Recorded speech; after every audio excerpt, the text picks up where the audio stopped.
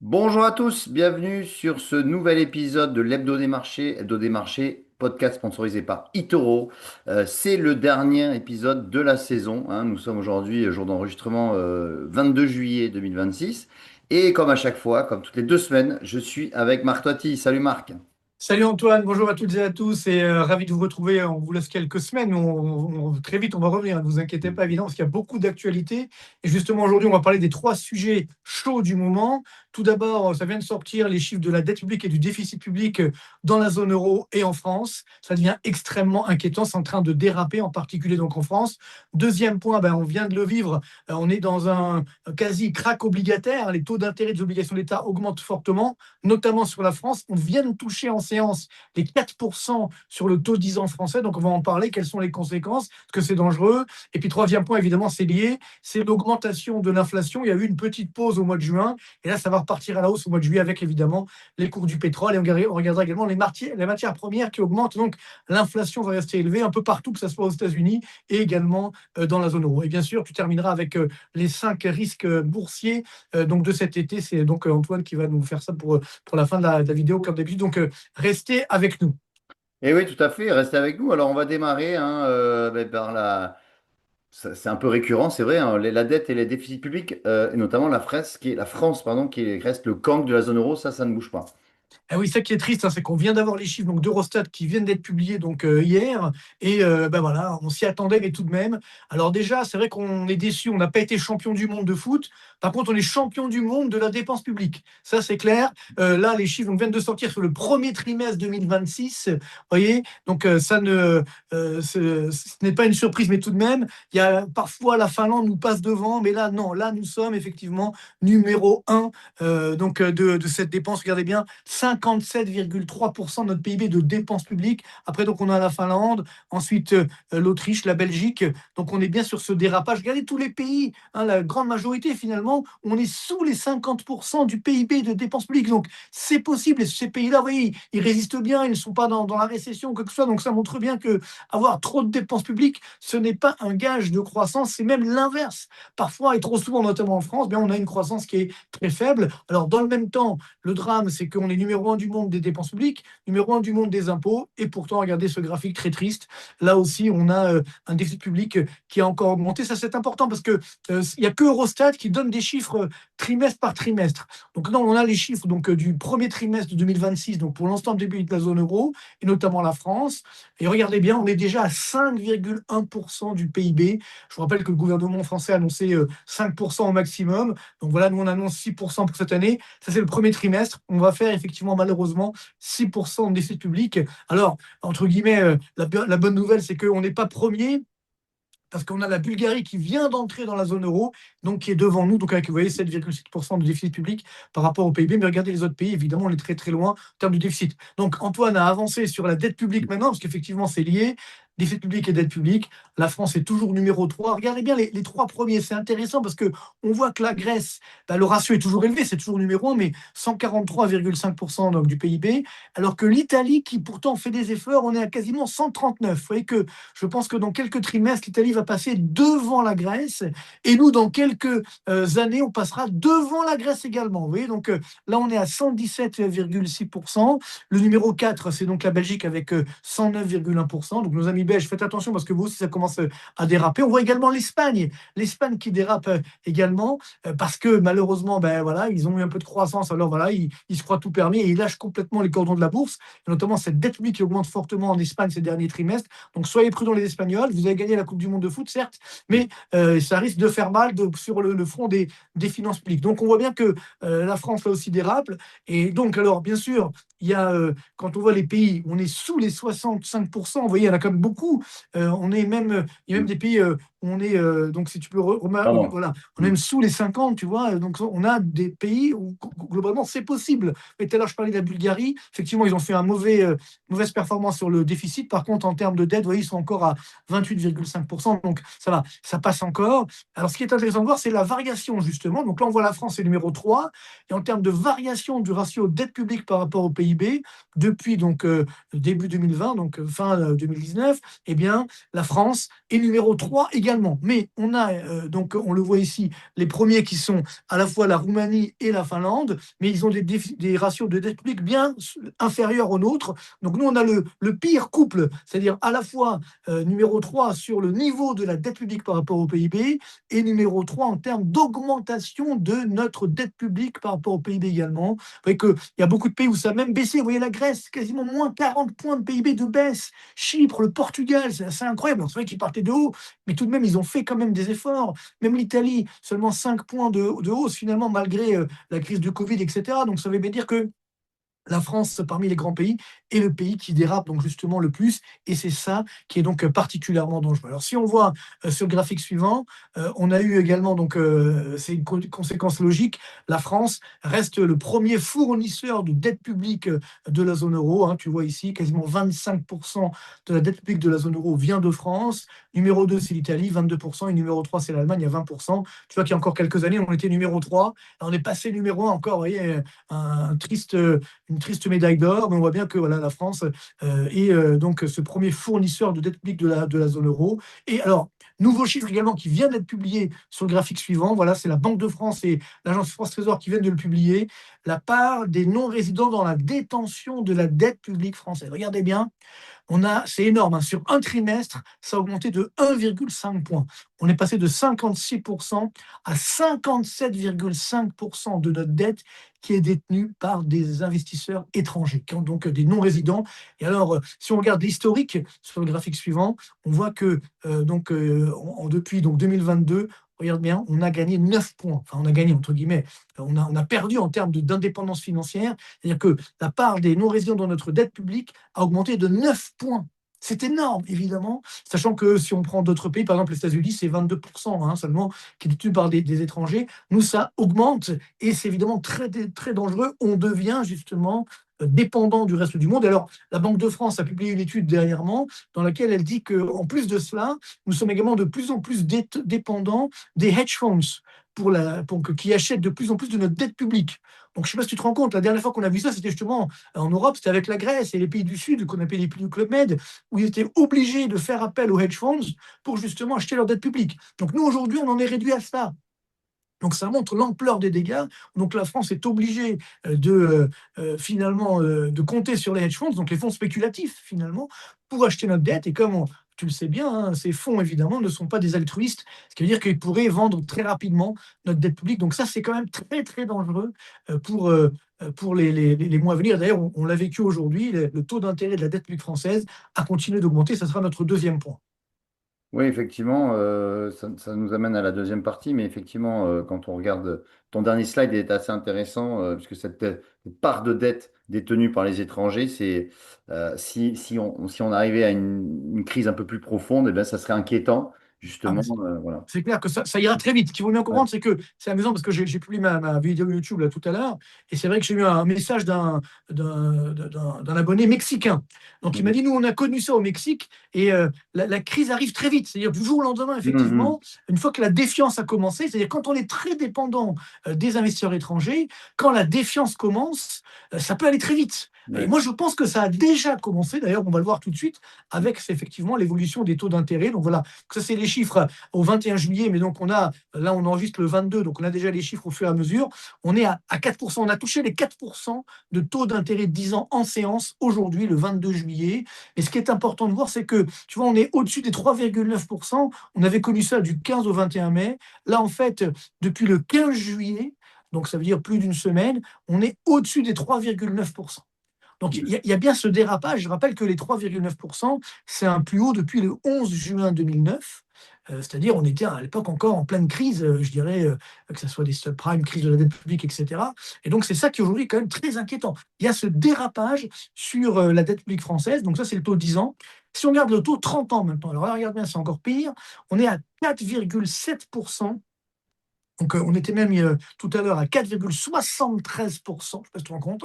C'est-à-dire que c'est un plus haut depuis le 15 octobre 2008. Et après, si tu veux trouver plus haut, il faut aller au 26 septembre 2008, c'est-à-dire en pleine crise justement américaine de la dette. Après la faillite de Lehman Brothers, si vous vous souvenez, le gouvernement américain n'avait pas pu passer son plan au Congrès justement pour sauver les banques. Et donc, il y avait eu un mouvement de panique, d'où la hausse des taux d'intérêt. Donc, je ne sais pas si tu te rends compte, aujourd'hui, le taux 30 ans de la France, il correspond au dernier grand mouvement de panique sur les marchés financiers internationaux, c'est-à-dire septembre 2008. Vous vous rendez compte? Mm. Donc, il est en train de se passer quelque chose. Alors, c'est vrai que c'est les vacances, on dit voilà, tout va bien, etc. C'est la torpeur estivale, comme je le dis. Mais le mal est là, hein, donc attention, ça peut devenir très dangereux. Et puis surtout, les écarts de taux, hein, regarde sur le slide suivante, le spread de taux avec l'Allemagne, ça fait donc depuis le 1er juillet donc de cette année, on a un spread de taux supérieur à 80 points de base. 80 points de base de plus pour le taux français par rapport au taux allemand. Donc, ça montre l'inquiétude qu'on a sur la France. Alors, je fais quelques graphiques pour comparer, par exemple, au Portugal, hein, sur le graphique suivant, tu vois. Là, tout à l'heure, on était à 44 points de base d'écart. Hein, donc pour au-dessus donc la France au-dessus du Portugal. Sur la Grèce, pareil, on est autour des 10 points de base. Le 15 juillet, on a même atteint 15 points de base d'écart entre la France et la Grèce. Tu te rends compte la claque, hein, ça c'est Mm. une vraie claque, parce qu'évidemment, quand il y avait la crise grecque, vous voyez, tu vois, on avait un spread de taux de 34 points de base, évidemment, en plus pour les taux grecs. Là, c'est évidemment aujourd'hui, donc c'était 340 points de base, parce qu'on avait 34% de taux d'intérêt en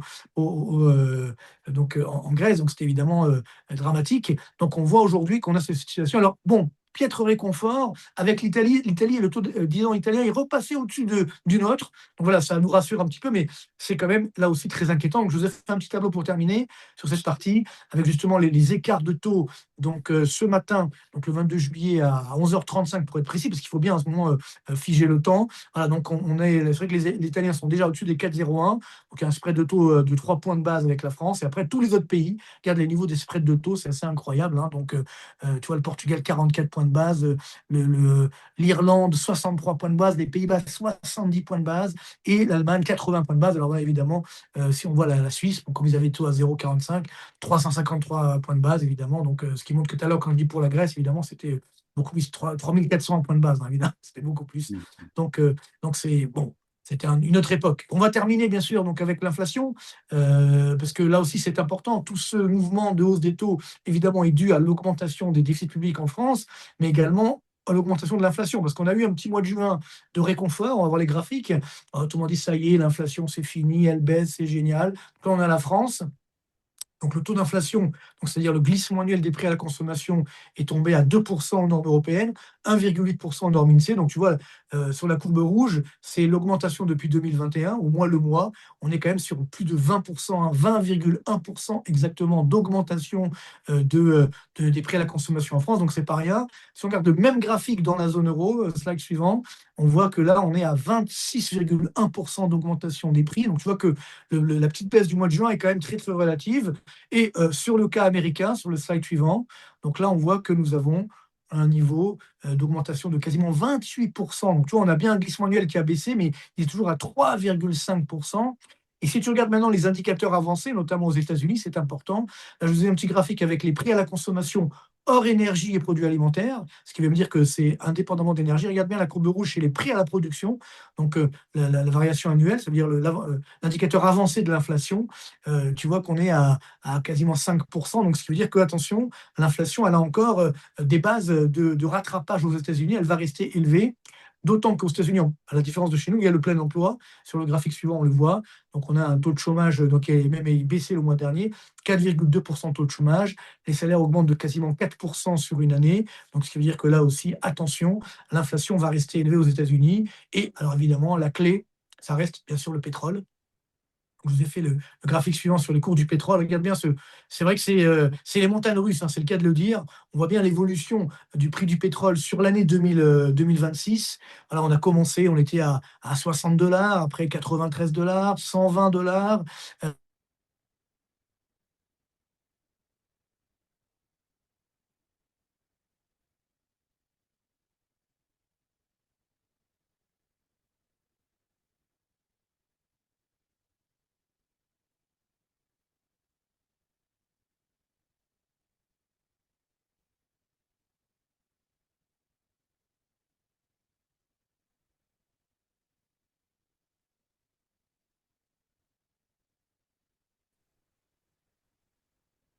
Donc là, on voit bien ensuite donc, la baisse des prix du pétrole, hein. Donc on est tombé à 71 dollars le 1er juillet. On voit bien ce mouvement, je dirais, très, très mouvementé finalement. Et donc là, voilà, ce sont les cours de ce matin, 95 dollars le baril.